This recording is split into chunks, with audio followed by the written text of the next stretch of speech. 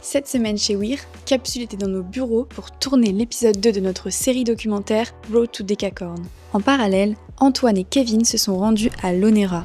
On était à l'ONERA à Toulouse avec Kevin pour faire un rapport intermédiaire d'avancement sur l'étude théorique de l'impact de la ionosphère sur la propagation des signaux WIR dans l'espace. Donc il y a eu différentes nouvelles, plutôt des bonnes nouvelles. La première, c'est que la plupart des modèles iono s'appliquent assez bien aux fréquences WIR. L'autre bonne nouvelle, c'est qu'il y a un effet de la ionosphère qui est la rotation de Faraday, qui est une sorte de rotation de phase, et qui finalement est un faux sujet pour nos fréquences grâce à l'antenne qu'on utilise en émission côté satellite, ce qui rend l'aspect rotation de Faraday négligeable. Donc ça, c'était une autre bonne nouvelle. En tout cas, les résultats côté ONERA étaient plutôt encourageants.